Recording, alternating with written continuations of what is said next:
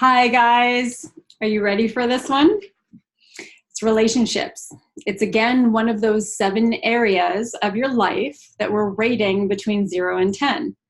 And relationships, if you think of this part of your life, you know that it is highly, highly impactful. And we as humans, we like to think that we can have some poor relationships in our life and it's not going to affect the other areas of our life. And you know in your heart that it does. This is an area that I ignored for a really, really long time. And at one point, it came to a point where I healed a relationship, forgave somebody in my life, and I couldn't believe what a massive impact it had on the rest of the areas in my life. Everything else was impacted. So whether you are an athlete with a professional team, or you're about to strive to get to a university team, or you're in a work environment, or you're a family member, and likely you have some combination of all of these things, whether it's work or sport or business, but you're striving to be your best self. Your relationships are critical to this. If you have some relationships that just aren't working or are literally failing, then you know that everything else will be impacted as well.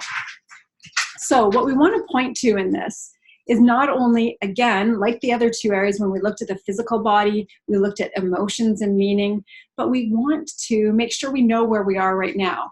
If you had to rate right off the hop your relationships in your life, this includes friends, family, special relationships, coaches, coworkers, all of them, and you rated that as one whole category, where would you rate yourself or your relationships in a 0 to 10 scale? So do that right now with your pen and paper. Write down where you are in your relationships. Now that you have that sense of whether it's a 5 or maybe it's an 8, maybe you feel like there's certain areas in your life you're not great at, but relationships you freaking rock at, and it's a 9, still take a look at this and still do this visualization exercise. So right now, I want you to think of one of the best relationships that you've had in your life. Maybe it was with a best friend. Maybe it was the love of your life. Maybe it was a really, really good teacher or coach or mentor relationship that you really respected and you really liked and it had such a huge impact on your life. Take a look at that relationship and think of who you were in that relationship. Maybe you were the mentor. Maybe it was an equal relationship. Maybe you were the daughter or the son or someone in a parent-child relationship. But take a look at that relationship and think of who you were in that relationship and how it felt. Now what I'd like you to do, and this should be probably the easiest part of this relationship exercise, is think of maybe 1 to 3 relationships that could use some improvement. Now, these are the ones that come to you usually right away. What are 1 to 3 relationships that could use improvement in your life? Even if they're pretty good or up there like a 7, maybe even above a 7, or if they're down around that 2, then you know there needs to be a lot of attention, or a 1. But take a look at those relationships and write down 3, anywhere between 1 to 3 relationships that need some work. So now that you know those relationships and you've written them down, now you have that gap of where you are currently. You know these relationships that you'd like to work on, and you know where you'd like to see this whole category go. And if these 1 to 3 relationships are likely the thing that are pulling the numbers down in this category, you know in your mind, you know in your heart that this is having an impact on all the other areas of your life. It drains some of your energy. It drains some of your time.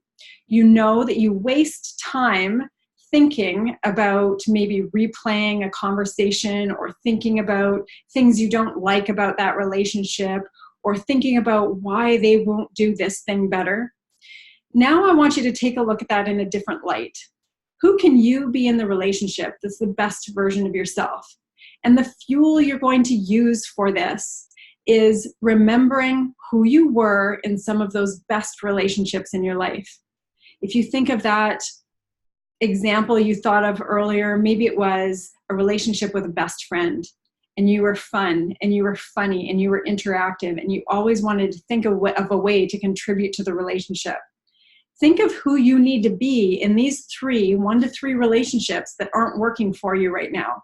Even if it's somebody you don't like, even if it's someone who's done you wrong, even if it's someone that you have to have a day-to-day interaction with and you don't want to, or it's someone who's a family member. So it's not exactly like you can cut them out of your life and remove yourself. You know you're going to see them on special occasions, or you know they're in your life indefinitely. So take a look at who you need to be in order to elevate that relationship, maybe 1 notch, 2 notches, 3 notches. So you know you're elevating this whole category as a whole, and it's stepping into you being the best version of yourself. So now I want you to visualize, what would that look like? What would the actions be that you would take? And I'm not talking something that you expect something in return. You don't want to have them give you a pat on the back or anything like that. But the actions that you would take knowing it's the best version of yourself, knowing you've done actions like this in the past. Pick 3 actions and write them down now. Runs from your heart. Pick those 3 actions that you know you can take in the immediate future to have a positive impact on those people that aren't necessarily the best relationships in your life right now. Take a moment and do that right now.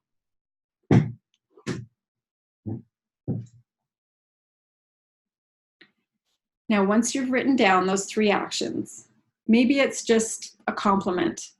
Maybe it's just a contribution of some sort.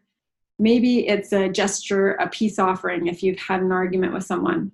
Whatever it is, I don't care. All I care about is that it makes a positive impact for you and for that relationship and ultimately for your life as a whole.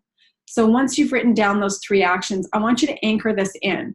Anchor it in by going back to those feelings that you had with the best relationships in your life. Whether it, like I said, was a mentor, a best friend, a love relationship, whatever it is. Take a deep breath in and exhale.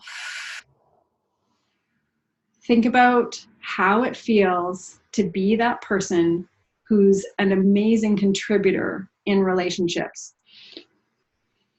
Maybe it's to a coach, that you can be the best version of yourself as an athlete. Maybe it's to a friend,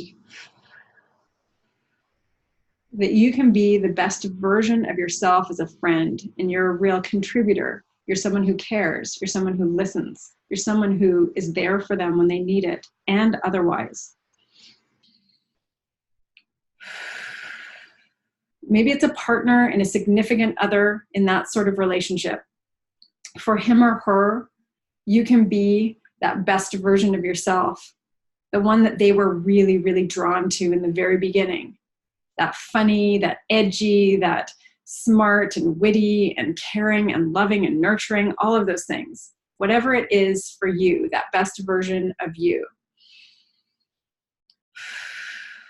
This is who you are, and this is who you can be in taking those actions that you want to take toward your best relationships. And know that those relationships improving will have a positive impact on all the other areas of your life.